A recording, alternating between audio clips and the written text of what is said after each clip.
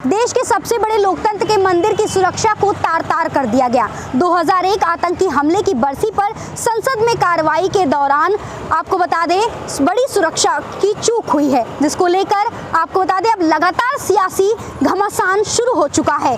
कल बीजेपी सांसद जो कि पश्चिम बंगाल के स्वैगन मुर्मू हैं, वो अपनी बात रख रहे थे, जनहित के मुद्दे उठाए जा रहे थे, तभी अचानक से विजिटिंग गैलरी से दो व्यक्ति नीचे की तरफ कूदते हैं, एक से दूसरे बेंच की ओर आगे बढ़ने की कोशिश करते हैं। उनमें से एक व्यक्ति अपने जूते से पीले रंग का गैस निकालकर स्प्रे करता है। अफरा तफरी का माहौल मच जाता है। हालांकि वहां पर मौजूद सांसद जो है वो दोनों व्यक्तियों को धर दबोचते हैं और पुलिस के हवाले कर दिया जाता है। लेकिन सवाल उठता है कि आखिरकार ये दोनों व्यक्ति जब आए, क्या उनकी पूरी तरह से चेकिंग नहीं की गई थी? सुरक्षा गार्ड पर सवाल उठ रहे हैं, क्योंकि पार्लियामेंट में जिस तरह से किसी व्यक्ति को आने जाने की इस तरह से अनुमति नहीं दी जाती, पूरी तरह से चेकिंग की जाती, कड़ी सुरक्षा होती है, लेकिन इस तरह से आना और वो भी काफी समय तक वो पूरी बात सुनते हैं। जब वहां पर बीजेपी सांसद अपनी बात रख रहे हैं, अचानक से ऊपर से नीचे कूदना, क्या कहीं ना कहीं ये साजिश तो नहीं है?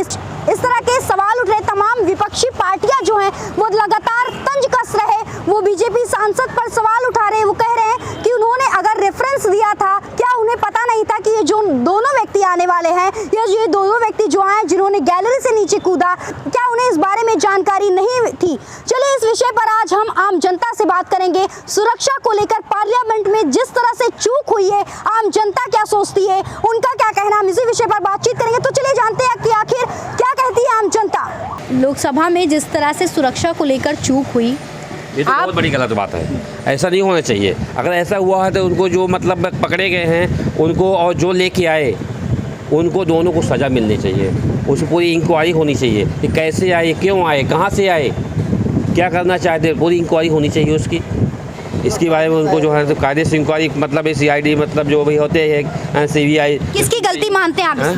जो लेके आए, सिक्योरिटी की भी गलती है, उनको भी चेक करना चाहिए, उनको भी चेक करना चाहिए था कि मतलब भाई कोई अभी जा रहा है तो क्या लेके जा रहा है, क्योंकि जब वहाँ पे इतनी सिक्योरिटी है, वहाँ पे इतना सुरक्षा का ध्यान दिया जा रहा है, तो इसमें इतनी बड़ी गलती कैसे हो सकती है? वहाँ पे कहीं 2001 में जिस तरह से उस तरह से कहीं हो सकता था, वो उससे बड़ा भी हो सकता था।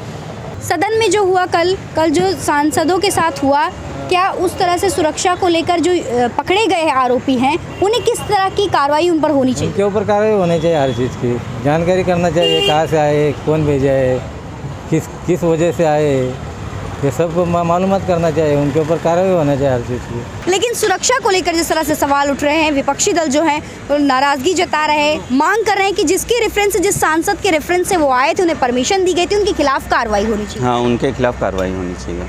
संसद में जो चूक हुई उसको लेकर आम जनता होने के नाते आप क्या कहेंगे? हम ये कहेंगे कहीं ना कहीं सरकार की कमियां हैं। अगर ये नया संसद बना है तो उसमें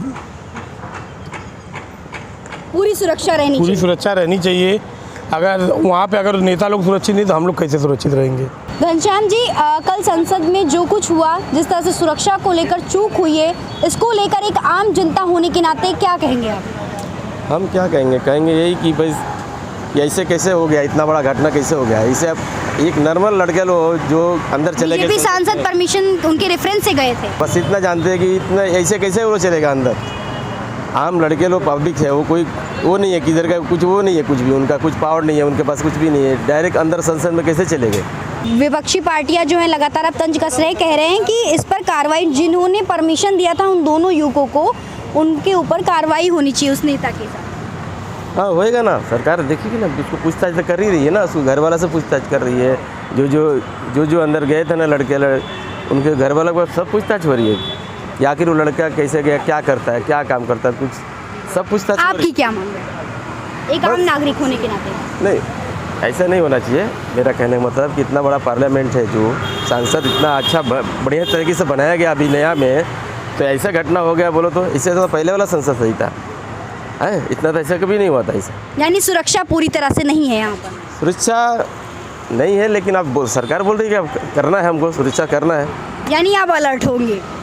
अलर्ट रहेंगे। ये किनके है, कौन सा गवर्नमेंट के है या बाहर का विपक्ष वाले है, किसके है, ये लोग को पकड़ के इनको शिक्षा किया वो जाए। कह रहे हैं हम किसी संगठन से नहीं है, हम सिर्फ जो पढ़ने वाले बच्चे हैं या उनकी सिर्फ मांगे हैं बेरोजगारी या इन सब चीज़ों को लेकर, सब कह रहे हैं किसी संगठन से हमारा कोई लेना देना है। ऐसे संगठन है तो ऐसा कोई डेयरिंग नहीं कर सकता है। ये तो कोई ना कोई पीछे यानी आपका कहना है किसी न किसी का हाथ है तो ये लोग ऐसा डेयरिंग कर सकते हैं, तो नहीं कल बरसी था, बरसी के दिन इस तरह से होना हो गए, वो तो होना है उनका हाथ में, लेकिन किसी का सपोर्ट के बिना ये लोग कर नहीं सकते, इतना तो गारंटी है। तो सुना आपने, हमने आम जनता से बातचीत की, उन्होंने कहा कि सुरक्षा को लेकर जिस तरह से कहीं ना कहीं चूक हुई है, ये एक छोटी बात नहीं है, ये बहुत बड़ी बात है। पार्लियामेंट में तमाम सांसद उपस्थित थे और उन सांसदों की सुरक्षा में अगर इस तरह से चूक हो सकती है तो हम तो आम जनता है, हमारे साथ कभी भी कुछ भी हो सकता है। आपको बता दें वहाँ पर जो दोनों व्यक्ति कूदे थे उनमें से एक का नाम है सागर शर्मा और दूसरे व्यक्ति का नाम मनोरंजन डी है। मनोरंजन डी